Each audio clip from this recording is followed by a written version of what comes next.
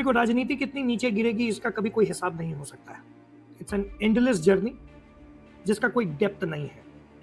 And that is the reason आप और हम देख रहे हैं कि किस तरीके से जयशंकर की बातों को तोड़ मरोड़ कर देश के खिलाफ जाने में भी लोग जो है वो बाज नहीं आ रहे हैं। उन्हें कोई फर्क नहीं पड़ रहा है इस बात से कि अगर ऐसी बात हम करते हैं जिसमें हम जयशंकर पर यह इल्जाम लगाते हैं कि भैया आपने पाकिस्तान को शुरुआत में बताया क्यों कि हम उन्हें ठोकने आ रहे हैं, इसके कारण हमारे कितने सारे जेट मारे गए, इसका जवाब देना पड़ेगा। ऐसी बात है। राहुल गांधी पूछ रहा है, क्यों पूछ रहा है? एक बेसिक प्रोटोकॉल होता है वॉर का, जिसमें हॉटलाइंस हमेशा डीजीएमओस के बीच में इंडिया पाकिस्तान के खुला रहता है। The talks are always on, और कभी वैसी जरूरत पड़ती है तो फिर सीज फायर या whatever decision making has to be done वो किया जाता है। ये नॉर्मल मिलिट्री एक्सरसाइज है, प्रोटोकॉल है।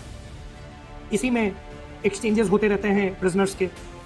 ठीक उसी तरीके से जैसे रशिया यूक्रेन के बीच में इतनी खतरनाक लड़ाई पिछले 1-1.5 साल से चल रही है, और उनके बीच में भी हमेशा डीजीएमओ के बीच में बातें होती रहती हैं, प्रिजनर्स एक्सचेंज होते रहते हैं, कभी नहीं रुकती है। लड़ाई अपनी जगह है, ये सारी चीजें प्रोटोकॉल्स अपनी जगह है। लेकिन राजनीति गिरते गिरते किस तरीके से हमारे one of the finest external affairs minister के ऊपर इस तरीके से सवाल उठाना, वो भी तब जब कि हमने पाकिस्तान को पूरे प्रेसिजन के साथ पीटा है, लगातार मारा है, 6 से ऊपर जेट्स उसके गिरा दिए, 11 से ऊपर बेसेस उड़ा दिए, इतना नुकसान कर दिया हमने उस भिखमंगे पाकिस्तान का।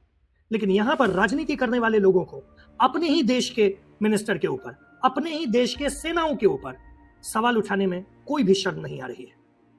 एक बार भी राहुल गांधी के मुंह से यह सुनने को मिला हो कि जो पहलगाम में हुआ वो गलत हुआ, जो हिंदुओं का धर्म पूछ के उन्हें मारा गया वो गलत हुआ, जो हमने पूरे प्रिसीजन के साथ स्ट्राइक्स किए पाकिस्तान में वो अच्छा हुआ, या हमने पूरी तरीके से पाकिस्तान के हर एक हमले को रोक दिया मिनिमम नुकसान के साथ, इस बात पे कोई बात नहीं हो रही है।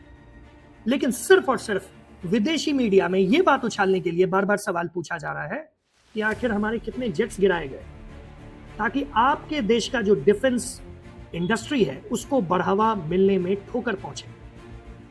ये एक फॉरेन एजेंट की तरह काम करने जैसा हो गया। अपने ही देश के चीजों को ठोकर पहुंचाना, इज्जत आबरू पे सवाल उठाना गद्दारी के श्रेणी में क्यों ना माना जाए? जरा इस पे जरूर सोचें।